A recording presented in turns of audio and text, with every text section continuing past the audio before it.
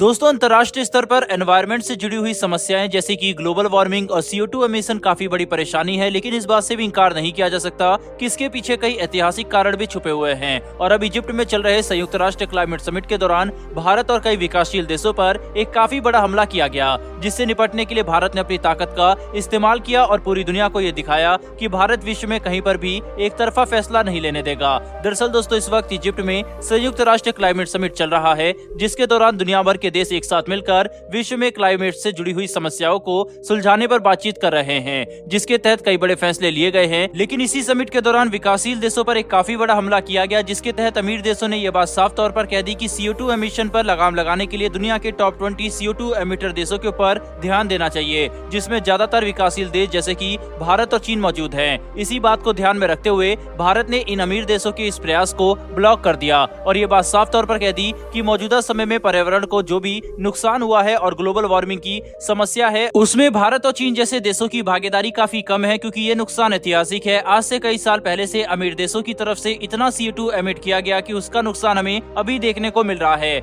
इसीलिए इसमें मौजूद विकासशील देशों की कोई भी गलती नहीं है। भारत के इस रवैये ने यह बात साफ कर दी है कि अब भारत किसी भी ऐसी गलती के लिए खुद इल्जाम नहीं लेगा और कदम नहीं उठाएगा जिसे हमने किया ही नहीं है, क्योंकि ये बात हकीकत है कि मौजूदा समय में विश्व में जो भी देश CO2 एमिट कर रहे हैं वह ज्यादातर विकासशील देश हैं। लेकिन हमारे एनवायरनमेंट को जो भी नुकसान अभी हो रहा है वह असल में पिछले 50 सालों में किए गए CO2 की वजह से हुआ है, जो कि ज्यादातर पश्चिमी देशों की तरफ से ही वातावरण में आया है, जिसके तहत पश्चिमी देशों ने खुद काफी बड़ी संख्या में फैक्ट्री का निर्माण किया बिना एनवायरनमेंट की परवाह किए। और जब इन देशों का विकास हो गया तब इन्होंने धीरे धीरे अपनी फैक्ट्रियां विश्व के दूसरे कोनों जैसे कि भारत और चीन में शिफ्ट कर दी, ताकि CO2 एमिशन करने का इल्जाम इनके ऊपर न आए और सारा पर्चा भारत चीन जैसे देशों पर फाड़ दिया जाए, जो कि सभी अमीर देशों की हिपोक्रेसी को साफ तौर पर दर्शाता है। मौजूदा समय में भारत के अंदर जितना भी विकास किया जा रहा है उसे इस बात को ध्यान में रखकर किया जाता है कि पर्यावरण को ज्यादा नुकसान ना हो। वहीं भारत विश्व के चुनिंदा देशों में से एक है जो कि रिन्यूएबल एनर्जी और पर्यावरण को बचाने के लिए कदम उठाने के मामले में सबसे आगे चल रहा है। यहाँ तक कि भारत ने यह बात भी साफ तौर पर कह दी है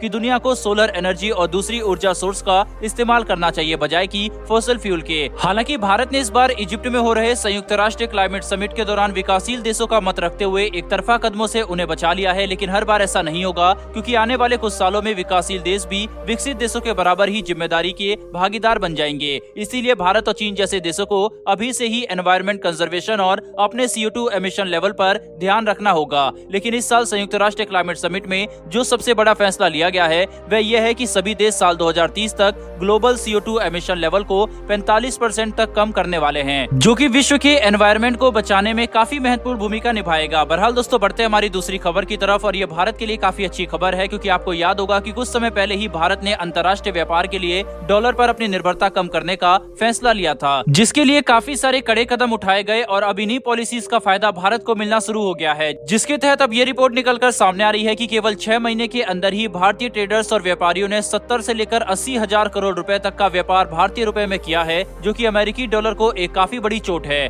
अगर इसी आंकड़े को अमेरिकी डॉलर में कन्वर्ट करके देखा जाए तो भारतीय ट्रेडर्स ने केवल 6 महीने में ही 8 से लेकर 10 अरब डॉलर का ही ट्रेड सेटलमेंट भारतीय रुपए में किया है, जो कि रुपए की वैल्यू और डिमांड को बढ़ाने में काफी मददगार साबित हुआ है। वहीं कुछ समय पहले ही भारत ने भारतीय रुपए में व्यापार करने के लिए नई पॉलिसी सामने रखी थी, जिसके तहत जो भी व्यापारी और कंपनीज भारतीय रुपए में व्यापार करेंगी उन्हें कुछ छूट और टैक्स बेनिफिट दिए जाएंगे, जिससे कई ट्रेडर्स को भारतीय रुपए में व्यापार करने के लिए पुश मिला है, जिसका नतीजा हमें साफ तौर पर देखने को मिल रहा है कि कैसे केवल कुछ ही महीनों के अंदर भारतीय रुपए की डिमांड इतनी ज्यादा बढ़ गई है। अगर भारत ऐसे ही भारतीय रुपए को मजबूत करने के लिए नई पॉलिसी और टैक्स बेनिफिट लाता रहा तो काफी बड़ी संख्या में भारतीय व्यापारी अंतर्राष्ट्रीय व्यापार करने के लिए भारतीय रुपए का इस्तेमाल करेंगे, जिससे हमारी मुद्रा और अर्थव्यवस्था दोनों ही मजबूत होगी। साथ ही भारत अमेरिकी डॉलर पर अपनी निर्भरता कम कर सकेगा, जो कि भारत की आत्मनिर्भरता के लिए काफी अच्छा कदम है। बहरहाल दोस्तों, इस वीडियो में तरह ही इन दोनों ही विषय पर आपकी क्या राय है कमेंट बॉक्स में लिखकर जरूर बताएं। साथ ही अगर आपको ये इन्फॉर्मेशन और वीडियो पसंद आई हो तो वीडियो को लाइक करके हमारी आने वाली डेली ऐसी वीडियो के लिए चैनल को सब्सक्राइब कर बेल नोटिफिकेशन अवश्य दबा लें। फिर मिलेंगे ऐसी एक नई वीडियो के साथ। धन्यवाद। जय हिंद।